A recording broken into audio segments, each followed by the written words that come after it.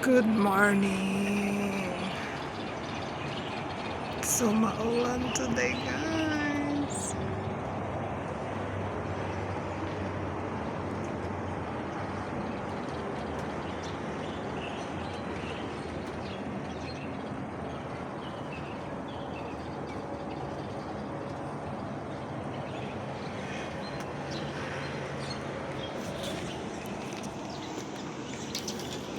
So ito lang talaga.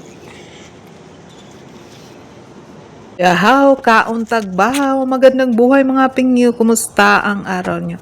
So, hello guys, ito yung mga nilabahan kong damit ni Lolo guys, kinuha ko na siya, at saka maulan dito sa aming bukid. Sa aming bukid guys, is super ulan today. So, for today's video is magtutupi tayo ng damit ni Lolo at yung mga nilabahan ko nung isang araw. So, maulan siya guys, medyo maulan dito sa aming barrio. Sa aming barrio, yan na guys.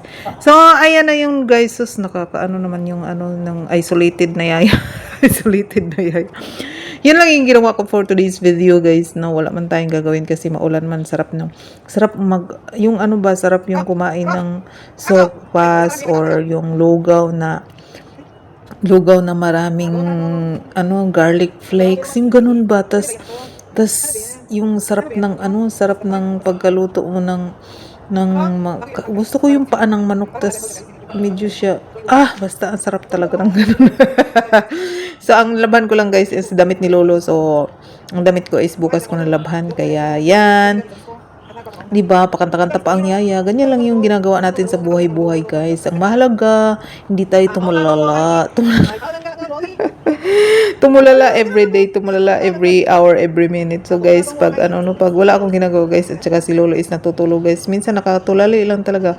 Tulali, ang yaya is always tulali pero may sahod. Oh, di ba? Sino ka dyan? May sahod kami, di ba?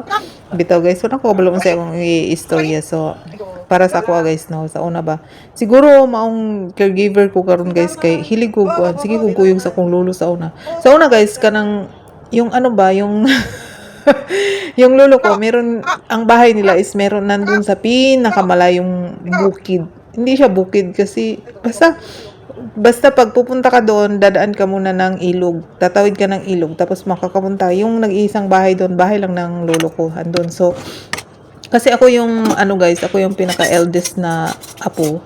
Ako yung eldest na apo. So ako yung laging kasama ni lolo. Kasama ni lolo ko sa basta kung saan siya magpunta. Kaya siguro guys, no, at saka naalala ko lang dati guys nung na ako, high school na ako. Ano pala ako guys, si lolo ko anong tawag dito? Naghahakot ng tubig ba? Yung tubig per gallon yun i-distribute niya sa bahay-bahay ng mga kapitbahay namin. So meron siyang mga barya-barya guys. Meron siyang mga barya-barya guys. Nagluluto na ako ng anong tawag diyan. Anong tawag diyan ka? Yung parang gawod ba? Gawod yung mga gawod sagbot sa kilid-kilid sa kuan, kilid-kilid sa suba, gawod ka nang pwede na imo ihikot sa kuan, ihikot sa iyang liog. So guys, magsige ko na-realize lang nako karon nga. Sige ko pangawat sa kanang sudlanan sa barya sa akong lolo. Akong lolo sa una guys, ang iyang sudlanan sa iyang kwarta is kana bitong nakabalo nga gaisano nga blue nga gaisano sa una nga silupin. Mao na iyang sudlanan guys to. Magsige ko panghuwa dito 2, 3 kay pilit na kong kindi or makaon dito. So inana ko ka. Di man niya may bawaan guys, labi nang hubog na siya kay wa man siya kabalo nga nangahulog na iya din, nangahulog na daw iyang kwarta pero wala siya kabalo nga nanguha na ko dito. So guys, palangga ko sa kong lolo kay ako yung pinaka-eldest nga apo niya. So dahil babae ako guys, palangga ko niya. Sa kuyo ko niya magsakay-sakay sa kabaw. Ay, baka pa man sa una no. Magsakay-sakay ko sa baka sa baka ba, sakay ko dito dahil magganahan ko gihatod mi niya dito sa gikan mi nan labas akong mama. Manlaba man mi sa akong mama sa una guys dito kay wala may tubig sa mo hangtod karon, shout out sa among barangay wa gyapon tubig. So mao to guys, pag manlaba mi dito sa Sabado, dito mi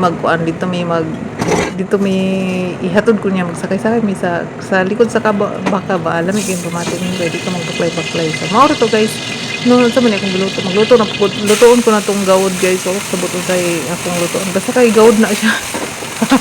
Yan na lang luto niya. So Di ba dali ra kayo ang pagluto-luto na guys, imo ra siyang igisa ay nabutang kuan ka na ra ibutang ka ng fermented nga mo siya chickpeas pero sabot mo na siya basta fermented na siya moro na guys ang akong ginabuhatin moro na ang sudan sa akong ano. So guys, amping mong tandiha. Salamat sa inyong pagsigig pananaw sa akong video nga walay katuturan. So guys, para lang maka-earn ko money ba, may na lang na natay 0.5, 0.6, 0.3 mga tigo man ako. So kadugayan, may more na siya $100. So think positive. Be optimistic. Ganun lang dapat ang buhay. Push ng push and hard. O, diba guys? Dali, okay ko nakaluto din. Then, maura to guys. Bye-bye sa Jen. Wo I need dalay ko ng juice. Amping mong tanan. Amping mo. Dalay ko ng juice. Ang juice mag-amping ka nato sa atong kinabuhi. Bye-bye guys. Ingat.